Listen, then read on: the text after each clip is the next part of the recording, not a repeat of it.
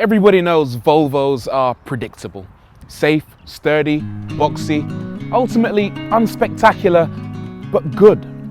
Take this XC60 for example. You probably don't need to watch this review, do you? Because I've already summed it up, right?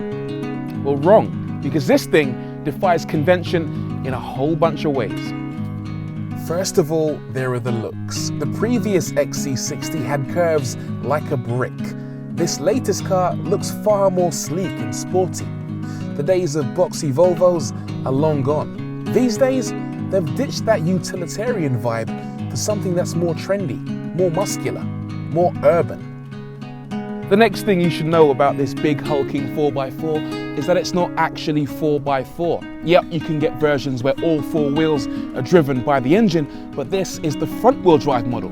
So now when you get people shouting, "Screw you" in your big hulking 4x4 in the city, you should say no. Actually, sir, it is you who should be screwed because this is two-wheel drive. Ha!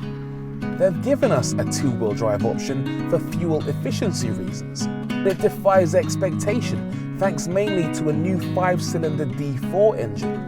And that means it costs £30 a year to tax. Fuel economy, 57 miles per gallon with the manual box and 53 with the auto.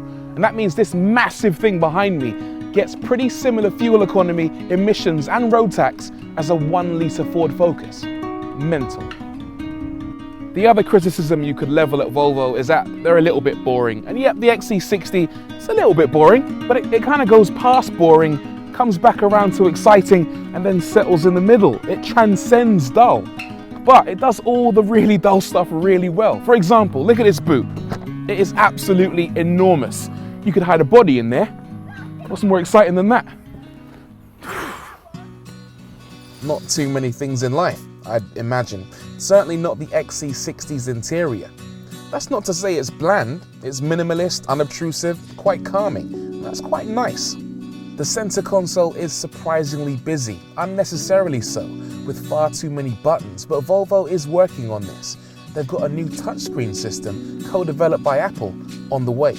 It's comfy, even this R-Design version, which features sports seats and a few other styling trinkets. And it's practical, with loads of places to accumulate a shed load of things you don't actually want or use.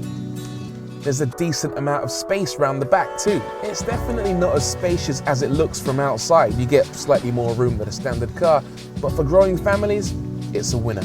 To me, the technology on offer really sets this apart. You get a sat-nav, obviously, but you also get an internet browser for accessing streaming media services like Spotify and a bunch of other really cool features you might not expect. One thing that's never going to present any real surprises is the way this thing drives.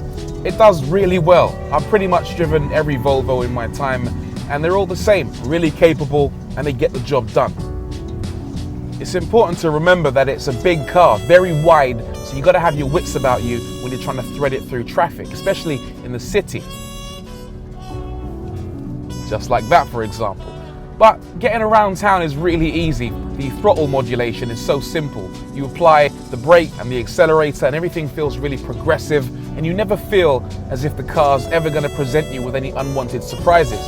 If you want to talk speed, well, it's not particularly fast, 0 to 60 sort of around the 8-second mark, but you've really got to hustle it. It's got a lot of torque about it, but it never feels as if it's progressing that quickly. I've got the automatic gearbox fitted to the D4 engine, and around town, it's a smooth box. It changes up and down nicely. You never feel as if it's intruding or selecting the wrong gear. If you do want to take more manual control, and there are also paddles behind the steering wheel, and that will allow you to stay in gear longer, build up the revs, and feel a bit more involved with the experience. If there's one thing that I really enjoy about this car, I've got to tell you, it's the engine note. I know I'm in a diesel, and I know I'm in a 4x4-ish, but it sounds kind of like a sports car. It sounds like a tractor GTI. It doesn't sound like a bag of spanners rattling around up in front. It's kind of a half raucous, half smooth, half restrained, half animalistic burble that you get when you drive this thing. It's a lot of fun. Well done, Volvo. Seriously. Well done indeed.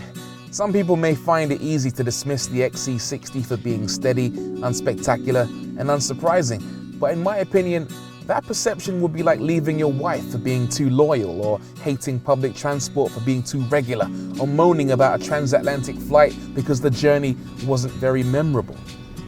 The XC60 should be commended for being so safe, sturdy, and unspectacular. These days, it's a lovely car to look at inside and out. It's got some awesome equipment, and it drives exceptionally well. People who call it predictable aren't too far off the mark, but that's mainly down to the fact you can always count on this car to be consistently very, very good.